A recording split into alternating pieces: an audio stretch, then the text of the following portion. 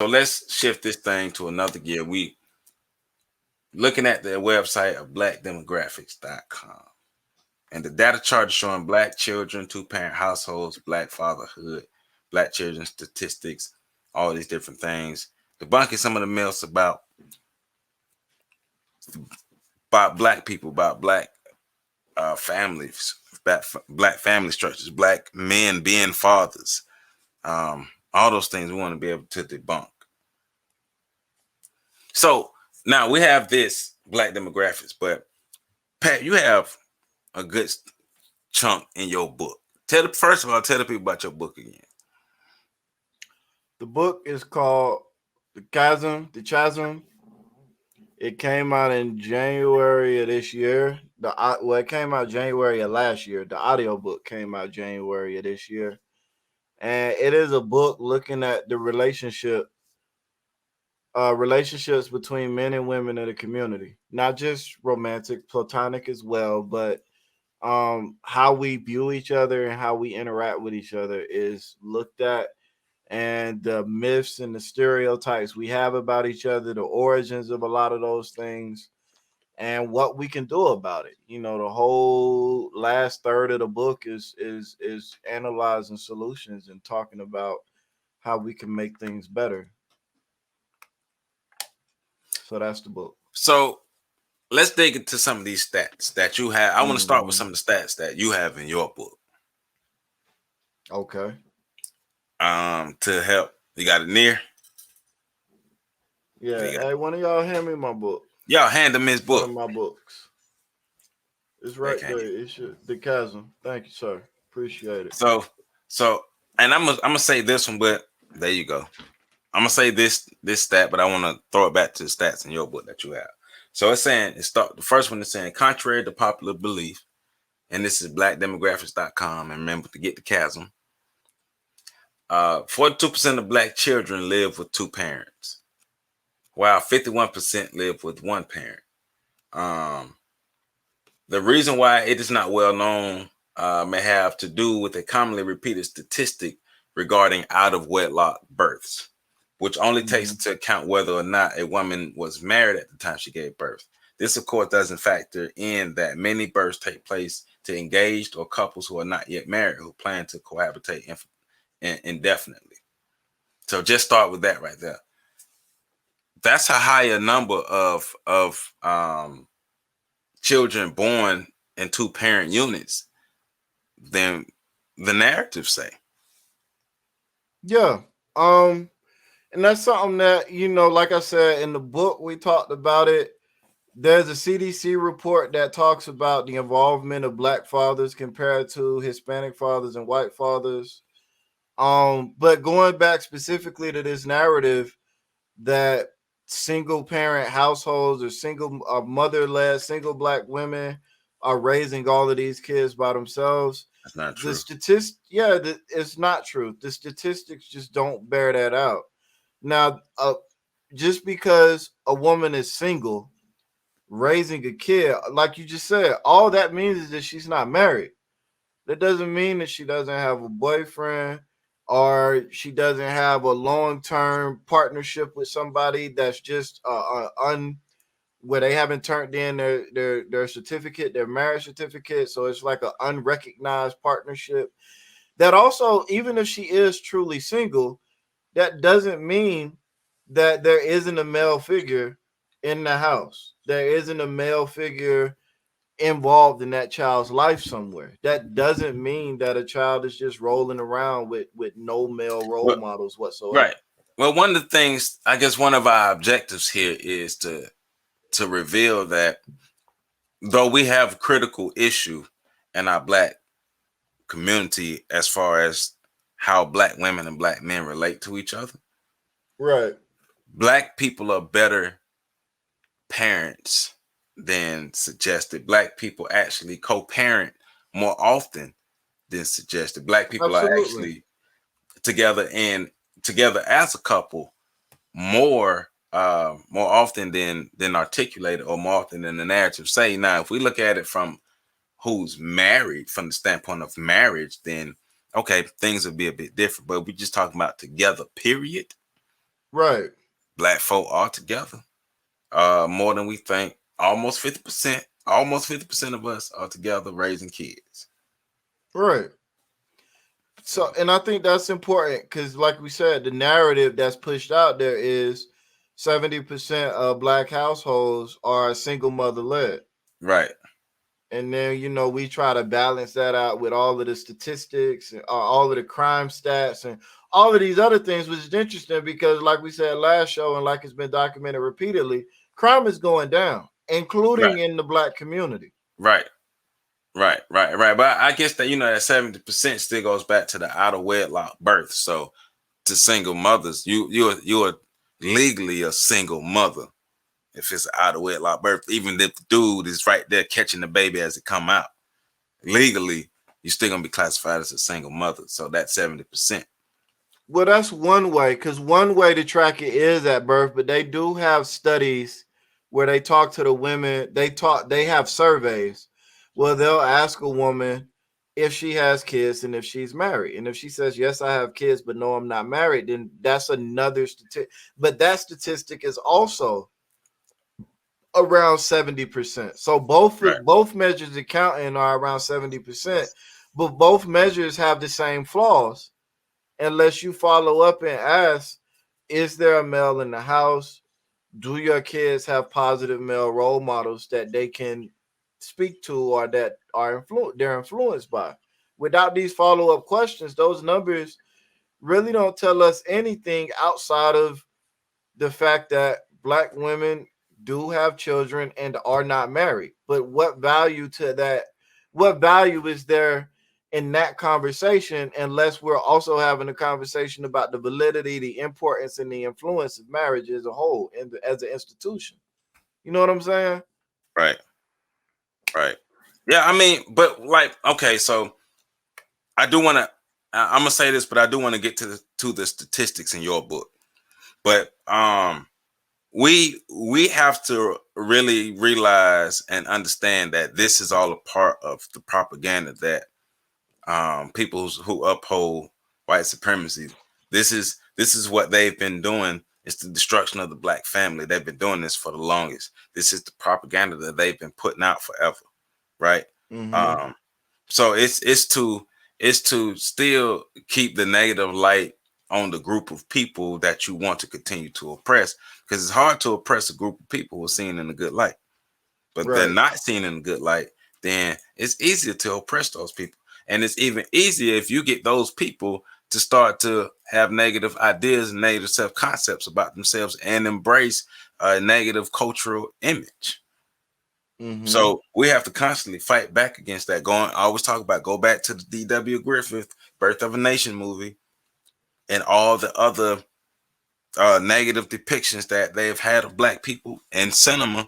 It started in writing, but then it transferred to cinema and the music and all these different things. So we have to constantly control the narrative about what's going on in our communities. We have to do the statistics, do the research, and all these things ourselves. Can't let other people tell our narratives or try to tell our stories, because we know they're gonna tell it wrong, because that's what they Mm-hmm. do. Because if they tell it right, then they got to look at their kids and be like, yeah, we savages. Mm-hmm. So all right, so let's get to some of the stats in your book, my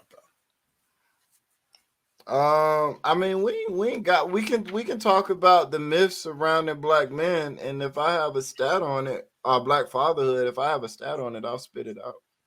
Okay, so it says, according to the CDC, about 58% of black fathers live with one or more of their children, and a even an even larger majority, 72.7% of black fathers, talk with their children about things that happen during the day several times a week or more, whether they live with their child or not. And that goes back to what you're saying about um, black fathers are more likely to be a part of their children's life than any other racial group or ethnic group of people in the United States.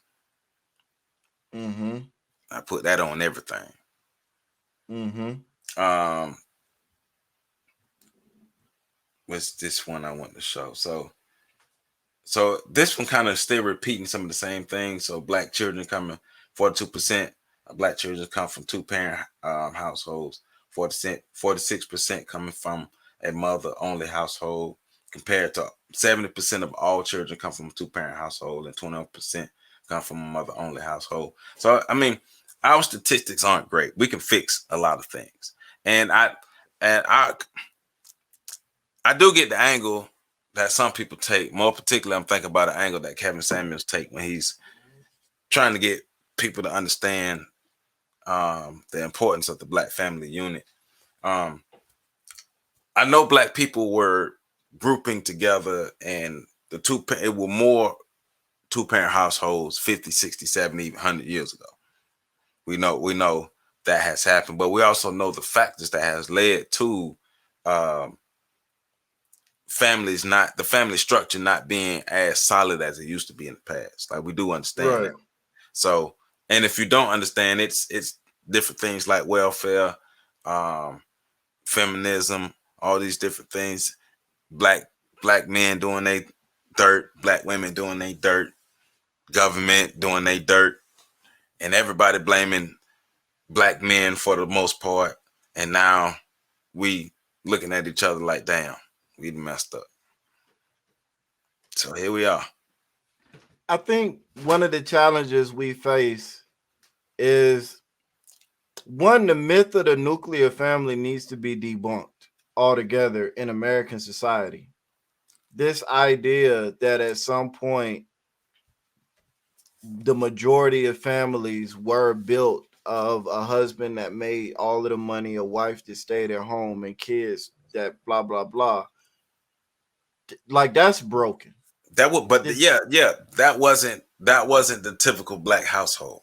right. That's never been the case ever.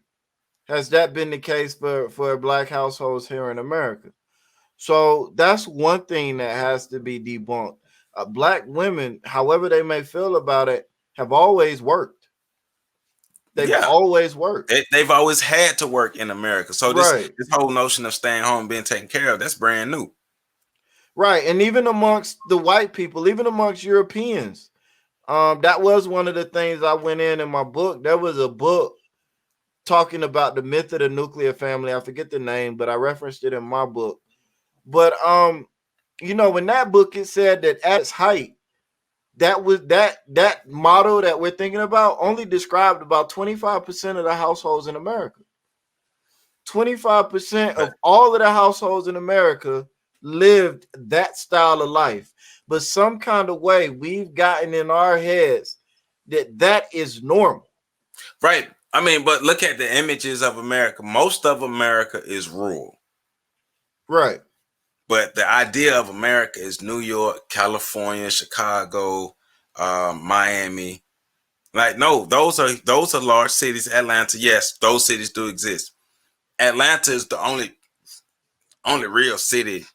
Just about, it's not really the only real city, but it's the it's the major city in the state of Georgia. The whole state, Atlanta, is the major city. Mm-hmm. So I mean, like, most of the United States, like, most states have their cities. So Florida has Miami, Jacksonville, Tampa, Orlando. You can say those are like the four majors. Yeah, you can't really count. I mean, go ahead. I would Jacksonville. It's a city, but Well, by size, it's the yeah, land-wise okay, largest city in the United States. So, giving it that, right? So, right. so that's the state of Florida. But most of Florida is like small towns like Tallahassee, or even smaller. Yeah, I get what you're saying about landmass, but I'm also thinking about like a bunch of places. So Georgia has Atlanta and Birmingham, and I guess you could say Savannah. I I guess. mean, Savannah is a significant city, but it's not like a metro, like I would say, like Yeah. Atlanta. So, but I think even when you're talking about like major metropolitans, which is what I think most people think about when they Right, think cities, right. you're looking at a Miami and maybe a Tampa. Those that would be it in Florida that I'm thinking about. Orlando, I put Orlando Okay. there. You're right. Atlanta and Georgia. You're thinking about Baltimore. in the whole DC tri-state area. You're thinking about, you're thinking about New York, like you said. It's not a lot of those cities, but a large percentage of the population, according to landmass, anyways, live there. But most of the country is rural, Yeah. according to landmass. But I think, like you said, a lot of our ideas about what's normal and what is the definition of something are broken. So even when we go back to the black community, when you're looking at whether or not black men are being adequate fathers, and then you look at, okay, what are the social outcomes typically associated with fatherhood and having a father or a positive male role model, because that isn't necessarily always have to be your biological father.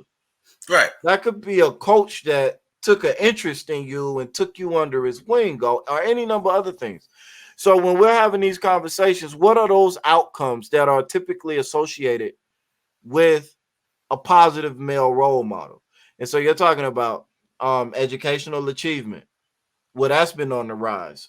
You're talking about less violence in the community. Well, that's That's that. happening. Right. You're talking about more success in terms of economics and resources attained by next generations. I would argue that's happening. The problem with that is we're not keeping it in the community, but people are definitely earning more resources.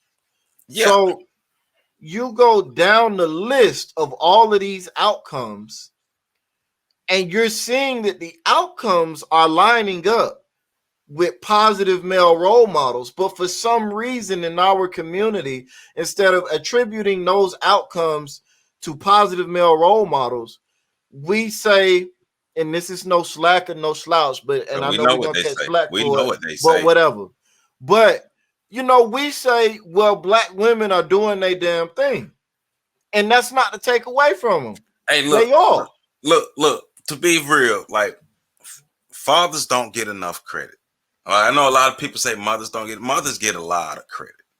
Fathers don't get enough credit, because that's the whole reason that we here reading these statistics now, because fathers don't get enough credit because of the narratives that have been created over the decades, especially against black fathers.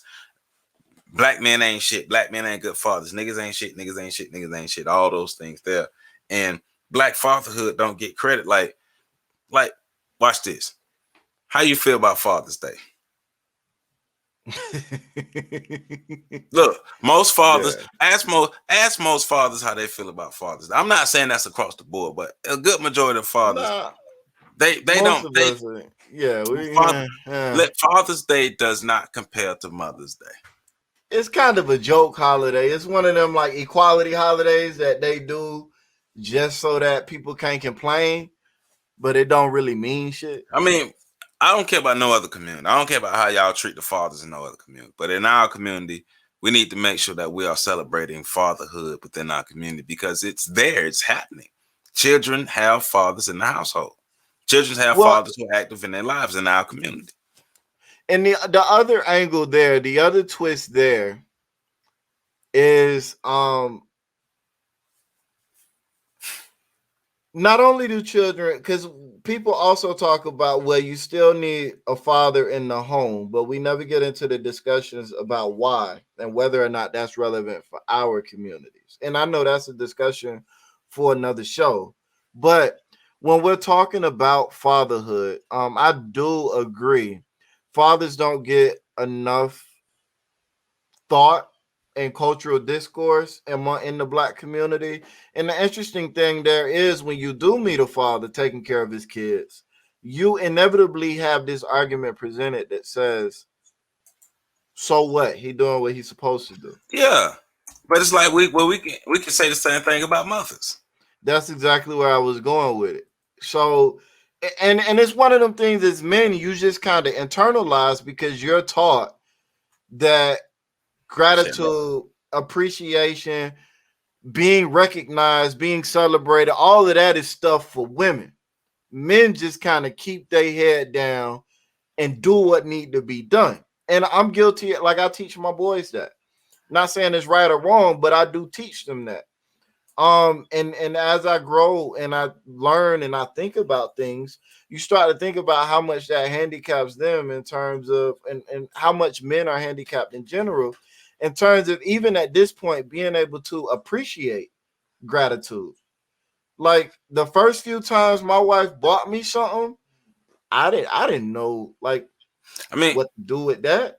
our young boys need to be able to be comfortable being masculine, comfortable in their manhood, comfortable being men, but also comfortable expressing the full range of emotions that human beings have to express. And that doesn't diminish Absolutely. your manhood, but manhood is not toxic. Masculinity isn't toxic. What's toxic is trying to teach boys not to be a man, and also creating environments where boys cannot express themselves emotionally. That's Yeah, toxic. teaching them not to be human. Because here's the cycle, right? So men grow up and we're groomed, especially as fathers, not to seek out appreciation and not to care about recognition, right? Right. And so then you have a day like Father's Day, which is supposed to be about recognizing men. But because men are groomed not to care about those things, we don't care about them. And so that reinforces the notion that we don't have to recognize men because men don't need recognition. And it's like this vicious cycle that continues. And then you get somebody that actually wants to recognize you, and you don't even know how to process the recognition. Like you just don't know what to do with anybody trying to celebrate you I know a lot of dudes that really don't care all that much about their birthday, and I think that's centered on the fact that, I'm one of them. like, yeah, like I'm one too. Like it's just another day. Like that's centered on the fact of you're groomed from an early age that as a man, Your shit don't you matter. just yeah, nothing about you really It doesn't. Yeah, matters it all doesn't. that much. We're not gonna celebrate. Like we're not gonna celebrate you. You don't matter. Yeah, it's your birthday. We'll tell you happy birthday, but that's about it. We're not gonna put no effort into doing nothing more than telling you happy birthday. Right. And I be like, yay, But I birthday. think that's part of the reasons why fatherhood in the community is not really paid attention to. And that's also why narratives like the community is doing better despite of black men instead of because of black men are allowed to continue, because for so long black men have just been content to say, all right, that's how you feel. As a man, I'm gonna just put my head down and try to do better. And black fathers get overlooked with that type of mentality. But you'll be hard pressed to find a black father that don't have some level of that in them. I've met maybe one or two in my life. So, but the stats, I mean, you look at it with like black people are, you have all of these stats talking about how black kids are in gangs and it's getting worse because there are no black fathers in the house. And I'm like, well, if you do the math, there are only about 500,000 uh black people active in gangs out of the 45 million black people in the country. So where is this all of this gang activity that you're talking about? Where is all of that coming from? Black fathers are active. Well. Um, Come on, people not really looking at real statistics. They just pulling stuff out their butt. right. But we could go down the list, and that's why I love conversations about this stuff, because it's like, well, the numbers aren't there, but what is there are the outcomes. Do the outcomes line up with the narrative that you're pushing? If the answer is no, like if black fathers were really absentee parents the way that a lot of these stories like to run, our community would literally be falling apart at the seams right now, not headed in the wrong direction. it would be falling apart at the seams right now. And although a lot of us see the bad and we see where things could get better and we acknowledge that things aren't where they need to be, when you actually look at the outcomes right now, the community is not falling apart at the seams. Now, culturally, we're having a lot of problems. Culturally, absolutely. But educational attainment is not one of those problems. That's up. Violence in the community is actually down. You know what I'm saying? Right. Resource acquisition is actually up. Emotional stability, that is a community cultural thing. That's a whole separate conversation in and of itself. Right. I mean, but like you say, we're going well, I don't know about other folk, but we're gonna keep having these conversations. We're gonna keep talking about it because we have to get past the negatives about us. We can't, us as black people, we can't afford to continue to buy into the bull that other people create about us. And then don't even go, and then when our own people put the information out to debunk the myths, we don't even go look for it. We don't even know it exists. We don't even Mm. try to look for it. So I mean, we have to do ourselves a better favor and a better solid rather than just, oh well, that's what they say, so I guess it must be. No, is it really? They've been lying on us and to us and about us since the beginning. Assume everything's a lie and go do your own research. Absolutely, and that's good advice, even no matter who it's coming from. Right. You should always be asking yourself, what narrative is being pushed here? What's Like, the what's the why purpose behind it? of this? Right. Who published this? What do they believe?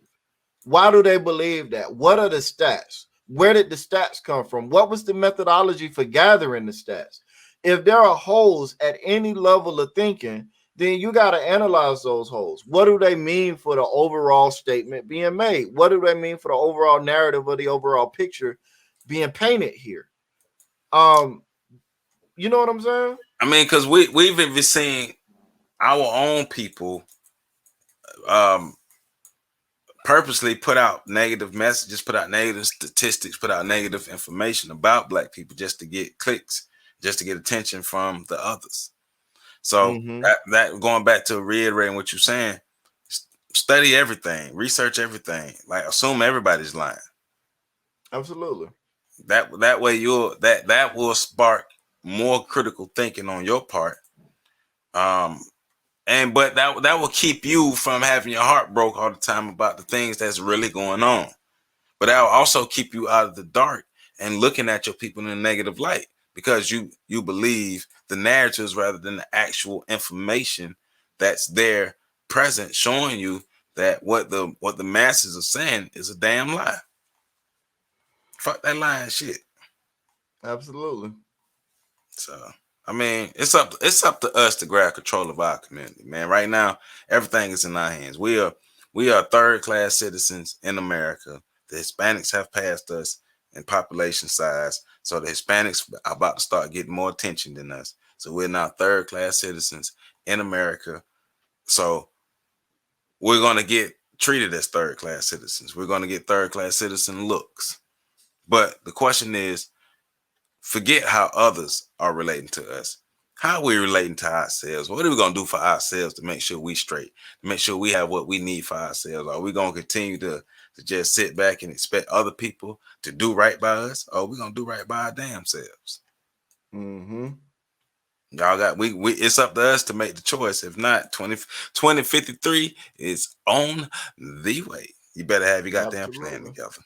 You better have your Absolutely. 2053 plan together. We're gonna keep talking about 2053. Have your plan together.